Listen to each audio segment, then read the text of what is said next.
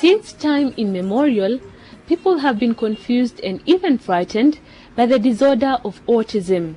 It is probably the least understood of all medical problems afflicting humankind, and there is even debate in the medical community as to its causes and best treatment.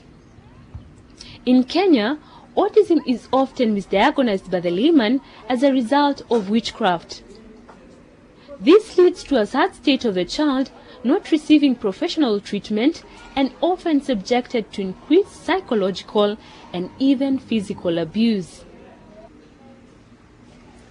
On the other hand, it's associated with inherited diseases and family curse, which bring up fights and confusion among parents, leading to marriage separation. Autistic children are normal people, only that they are not regular. One can hardly identify them unless through keen observation of their behaviors, which include head banging, hand biting, ritualistic movements, among others. Autism affects many children in Kenya, and most of the parents don't differentiate between mental handicap and autism. In Kenya, there are many children with autism who are otherwise diagnosed as having mentally handicapped and even being placed under institutions for children with mental handicap. Felicity, who is a grandmother to Andrew, an autistic grandson, also said that it took them time to know that Andrew was autistic. He was diagnosed as mental handicapped and somebody who needs psychiatric attention until when he was diagnosed as a person with autism by a visiting professor.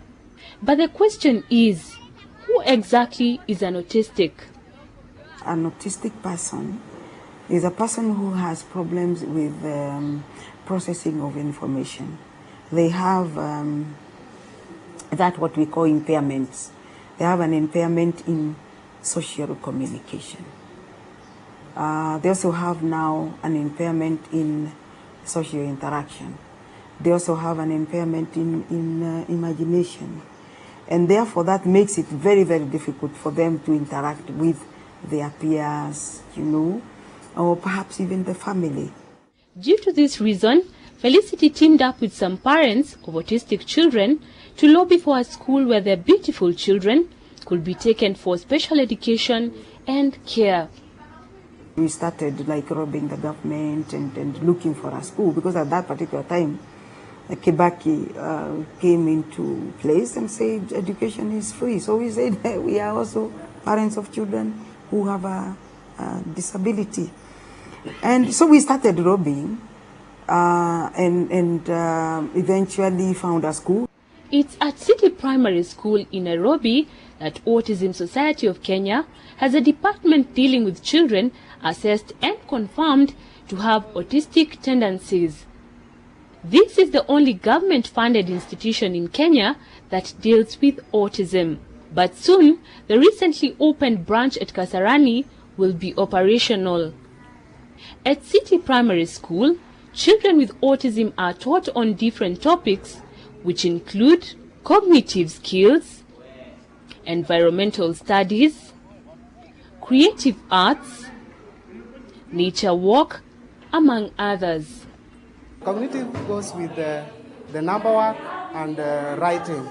So the materials that we use here are, one, we have flashcards for the number works, and then we have flashcards for the letter domino that help us to teach them what we call as writing. We also have materials such as, you can see, the teaching and learning aids. These are very much important because as they see, they come to learn. So most of them we have to display on the wall so that they can get some time to understand them.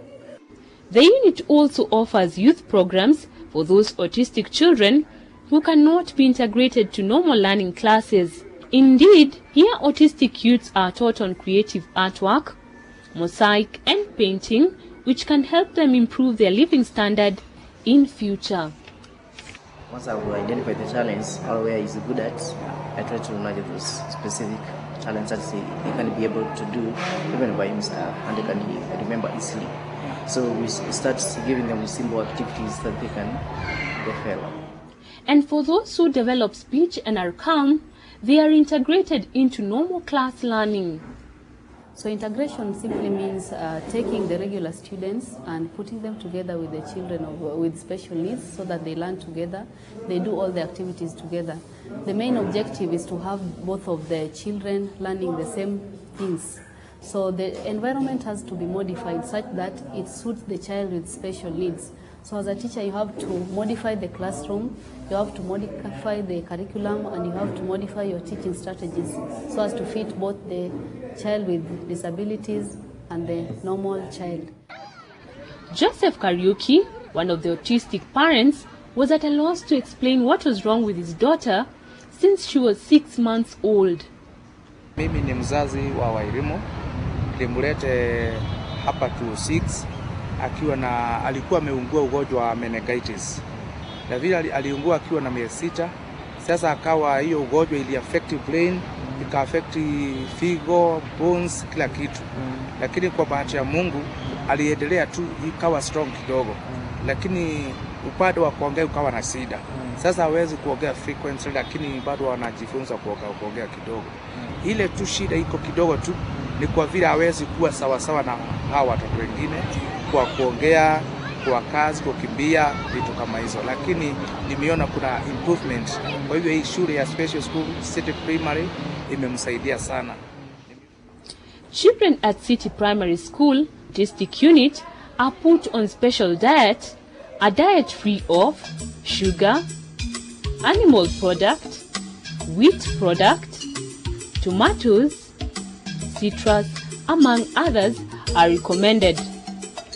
Autistic children here are fed on pumpkins, beans, greens, sweet potatoes and porridge instead of tea, which has milk and sugar. Basically, a poor diet worsens their condition.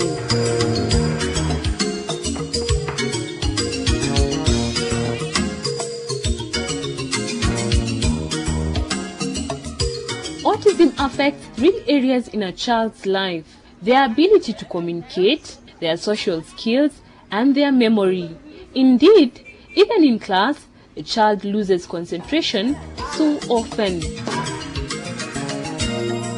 Basically, there is no treatment for this condition, but what most parents of autistic children don't know is that the occupation therapists address the needs for such children. Some children are hyperactive, while others are completely opposite. For those who are hyperactive, a hammock case is used to spin them around to stimulate them or awaken them. Physiotherapist also uses a trampoline where children jump up and down, losing most energy to calm them down. It's a little difficult to notice autism in infants because generally most don't exhibit cognitive knowledge about the environment. It is very important for a child that is suspected to have autism to be assessed and diagnosed appropriately. And that cannot be done by somebody who knows what autism is. Yeah. But any other person can suspect that a kid is suffering from autism depending on the observations that he can make. Yeah. Some of these observation has to do with speech, how the kid speaks, or what is the extent of his communication. Is he able to speak? Was he able to speak at some time and then the speech disappeared? Or when it comes in, what is the rate or how much can you get from a communication from a child? And there are also other areas that you need to look at, the activity level. There are also other sensory integration issues that come in, with people with autism. So if a parent suspects that a kid has autism, it's important that before we jump into conclusion and diagnose autism, other things must be looked at first. The challenges that is always there is that every autistic kid is unique in his own way. Sometimes after working for a long time, you might start to think like, I'll do the same things to this kid, but the real thing is that they always come differently, so you must be upbeat in your thinking, in your creativity, and even in your skill and your ability to deal with the cases that come in. Apparently, autism is more common in boys than in girls, and the causes of autism is not yet known. The reasons why it affects boys more than girls is also unknown. The question here comes, does autism have a cure? There is no known cure for autism, but people with autism can live independently later on in life with early intervention and better programs.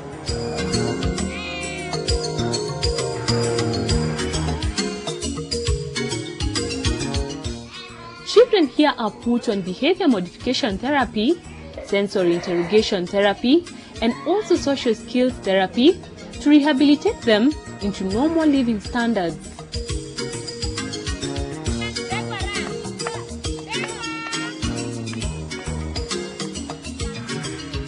For the Autism Society of Kenya, they are yet to establish more units to deal with autism in every county to relieve parents with autistic children from tying them in houses because they are hard to manage. The only place that we have a program that is working is City Primary School and now Kasarani, where we've started another unit. So what I would advise the parents to do is to lobby the government also and say, I need a place, because it is their right. I know we have persons with autism, which is a category known as Asperger's. These are very, very bright persons. But in Kenya, for you to discover that this person has Asperger's, you have to start the rehabilitation at about 2.5 years. Now, that is not available. And therefore, we still have them who are very, very good, who otherwise would have been like great in creative art, mathematics, and also musicians, but they lost the milestones because they lacked rehabilitation. According to the founder of Autism Society of Kenya, there is no data to show how many autistic children are in Kenya, and this makes it very difficult to deal with autism. Perhaps she hopes that institutes like Kenyatta University could start the program of special education to manage this stigma. Although the society works closely with institutes like Ministry of Health, Ministry of Education, they still need to improve on funding. We also hope that Kenyatta University, which has the School of Health Sciences, would start, our